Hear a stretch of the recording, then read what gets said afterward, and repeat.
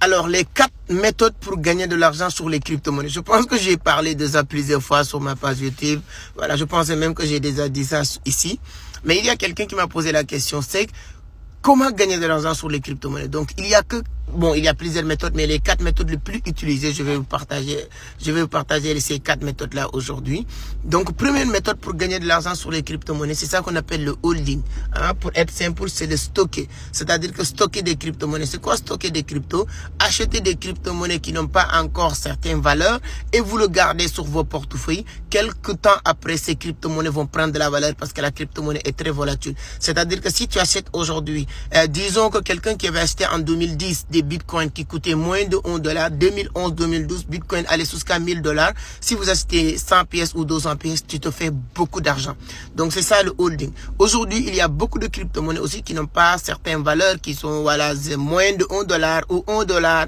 Hein, voilà, tu peux acheter ces cryptos et les stocker, garder. Quelque temps après, si ces crypto-monnaies prennent de la valeur, de l'ampleur, tu peux vendre. Ça, c'est une méthode pour gagner de l'argent. Ça ne demande pas beaucoup de compétences ni beaucoup d'expertise pour le faire. Deuxième méthode pour gagner de l'argent, il y a ce qu'on appelle le staking. Et staking, c'est quoi? C'est l'épargne sur les plateformes comme Binance, comme Kraken, comme voilà, tous les autres plateformes.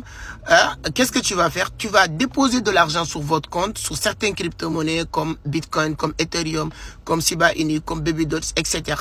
Et ces plateformes vous demandent de leur confier cette somme ou bien ces crypto-monnaies au bout de 120 jours, au bout de 30 jours, au bout de 90 jours, anyway, et ensuite on vous fait des propositions de pourcentage. On te dit, si tu nous confies ça, au bout de 3 mois, on te fait un pourcentage de temps. Donc voilà aussi le staking. Il y a aussi ce qu'on appelle le spéculation. Comment ça c'est cette partie qui demande plus ou moins des compétences et de la maîtrise, parce que ça demande des analyses techniques, ça demande des analyses fondamentales, ça demande de maîtriser Binance, ça demande de maîtriser Kraken, etc. Spéculer, c'est quoi? C'est-à-dire qu'entrer sur votre téléphone ou bien sur votre portefeuille, votre compte, avoir $100 comme capital ou $200 et spéculer pour dire Bitcoin va monter ou va descendre. Ça, c'est ça qu'on appelle acheter des smart contrats sur le marché, et plus que ça monte, plus que tu gagnes de l'argent, plus que ça descend, plus aussi que tu perds de l'argent. Ça demande vraiment des compétences.